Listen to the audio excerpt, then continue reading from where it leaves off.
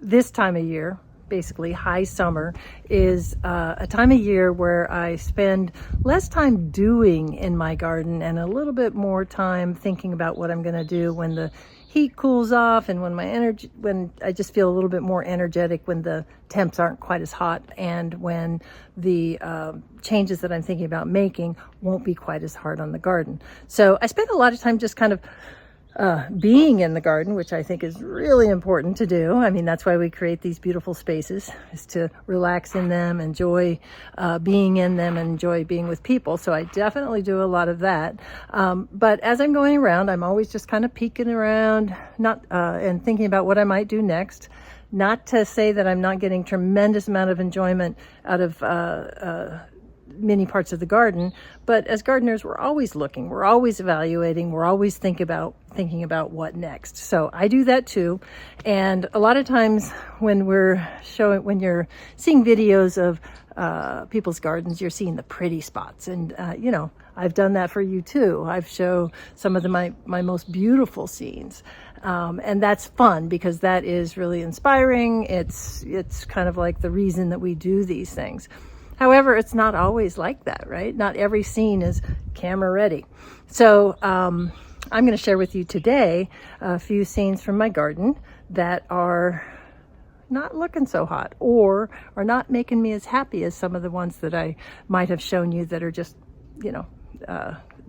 beautiful. So these are some of the things that I'm thinking about in terms of changes that I'm going to make in my garden as the weather changes, as the temps cool. So follow along, and I hope that seeing some of this behind the scenes will help you feel more confident in making changes in your own garden.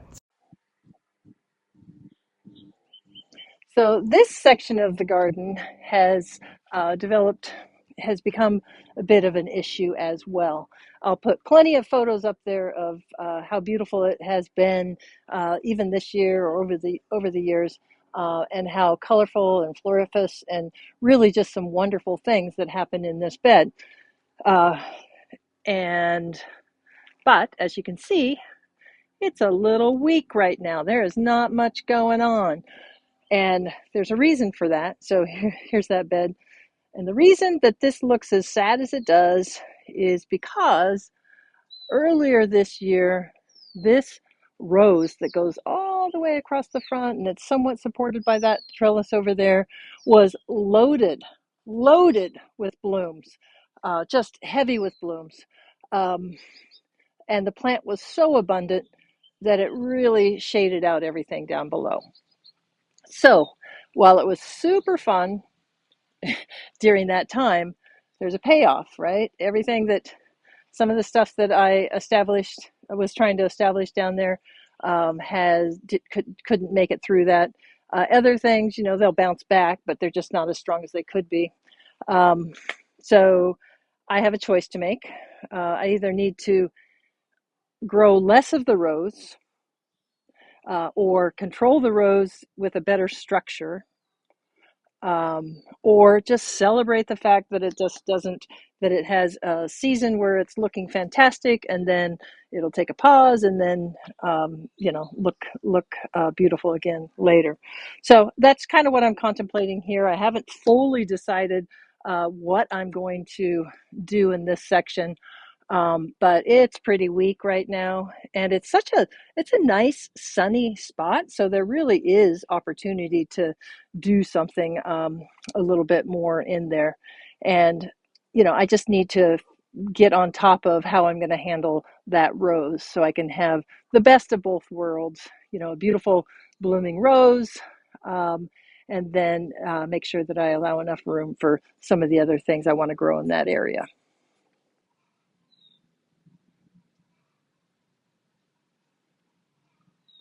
Here we have an issue of two plants that are part of my boundary planting on my north side, and both plants are highly desirable.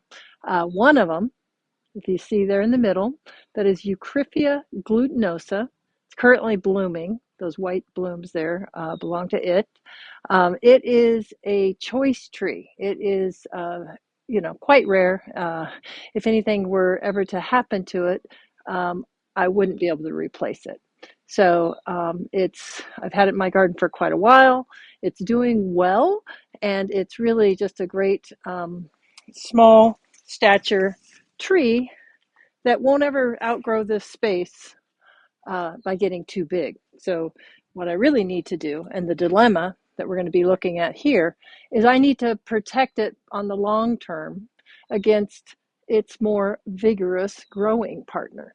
So right above me, I have a loquat, and it's a great tree. It's evergreen. It's one of the primary boundary plantings between me and my neighbor to the north side. And it's, you know, uh, it's just an attractive tree, and it does a really good job of creating part of that screen.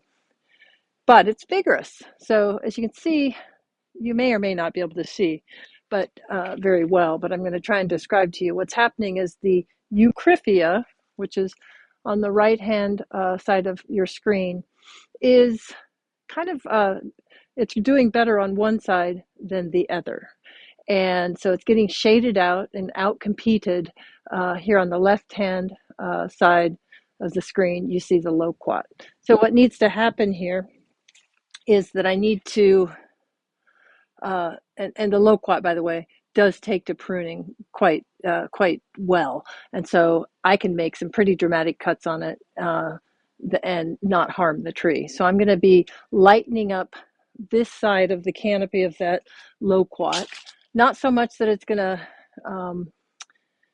going to hinder or stop being as effective as a screen as I'd like it to be, but mostly just to allow enough room for this Eucryphia, the highly desirable tree, to have enough room to thrive. You can see it's blooming on one side of the plant predominantly. The exposure on this is going to be pretty bad, but and then on this side, much more sparsely growing, not as much bloom at all. And so that's what I'm looking to remedy. It'll be, and it's a little tricky. It's hard for me to reach. I'm not as nimble as I used to be. So I need to either get some help or get my pole pruner and do it in small incremental bits. I'm not exactly sure how it's going to occur, but I'm going to try and get that done sometime real soon so that I can kind of open it up and provide a little better conditions for the Eucryphia glutinosa. It's kind of hard to see what's going on here, and honestly, that's kind of part of the point here and why I'm looking to make a change. So in this area, I have a very large, beautiful pot that I just adore. It's pretty big. Here's my hand for scale, and here's the trunk of the tree that's in there for scale. So it's big. And right now, what I have in it, it's not this plant that's in front of it, but and it's not this plant that's a vine growing through it. It is this plant. And here's some burnt foliage of this plant. And then up there, maybe I can see there's its normal foliage. So what is in that container right now is Acer circinatum burgundy jewel. So that's a vine maple selected for burgundy colored foliage. Very nice tree. Nothing wrong with that tree. And you can see it's actually grown quite large just up there. So there's nothing wrong with the tree per se. However, I have some things that about it that are kind of bothering me, and I'm going to tell you the reasons that I'm going to actually make a change here and remove that tree. So, a couple of points. First of all, when you make big changes like this, you have to decide who your winners and your losers are going to be. And in this case, I'm choosing, and I've always known that whatever I did in this container, when it stopped working, the container was the priority, not the plant that's in it. So that container will be the priority. And so because this tree is so big and because it's unlikely that it would survive a transplant, and honestly, even if it could survive a transplant, it's beyond my physical abilities to do that. So probably what's going to happen, and you're just gonna die when you hear this. I'm going to probably cut that tree out and, you know, euthanize it, if you will. Um, and that is just kind of part of one of the decisions that you have to make when you are gardening in a small area. There are a couple of reasons that I am really leaning towards doing this. One, as I showed you before, it is in full blasting afternoon sun, and as such, it gets burnt. So that is crispy, burnt foliage. And in the ground, this plant probably wouldn't burn in that way, but remember, it's in a container, so it's already at a disadvantage. So in terms of its optimal um, living conditions. And second is it's just kind of mishy-mashy. It's not present, it's not evident, it's just not really that interesting. It's just kind of a dark hole, and it provides a division of space between these two areas, which I like. That's good. Oops, here's another tree that's kind of here. You can't even see. Okay. But in terms of division of space, I've got this other plant right behind it. That's a Schefflera taiwanense. So out goes that tree. And now I get to think about what to put in it. I'm going to put something in that's more sun tolerant and something that maybe has a little bit more contrast with the surrounding areas, or at least not be, I don't think I'm going to do dark foliage. Nearby, I have another plant that's causing me a little bit of an issue, such that I'm really trying to figure out what to do about it. So this is a hibiscus, Rosa Sharon. It's one that was, I bought it as a tree form, so it's been arborized like that. I'll put the name of the actual variety that it is up on the screen. And I selected this particular variety because, let's see the beautiful flowers. Those are great, aren't they? Tough, drought tolerant, just lots of really good things about this tree or shrub. But I chose this particular variety because it was supposed to be pretty much seedless. And by the way, that's a lily that's kind of up there and growing through it. So that's a lily. Here's the flower for the actual hibiscus. So it's right by the entry to my studio door, and it's really pretty in high summer. So that's all great. But like I said, they pitched it as being pretty much seedless, and this is going to be a little hard to see because one, I've taken most of them out. But see those back there? Those are just some of the seedlings. This whole bed is just constantly covered with seedlings from this seedless Rosa Sharon. So, hardly. Um, Hardly seedless. And then the other thing is, and I've already cleaned this up once today, it's really messy. The individual flowers, they just don't last very long at all. And then they fall down and they, litter the space. They just kind of drop right off. Boom, boom, boom, all of them just down. And it just, next to a walkway, a walkway that's used every day like that, it's just a little messy. So I'm not 100% pleased with it. However, there that one is, and here's the other change that we're thinking about making. So that's a lot of change for one season. So sometimes that can be good, just, go all in. I really haven't decided if I'm going to do both sides this year.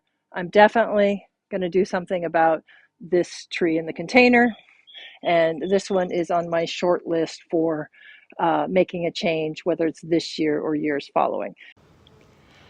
Like many gardeners, I often push the limits of my space in terms of the plants I try to grow.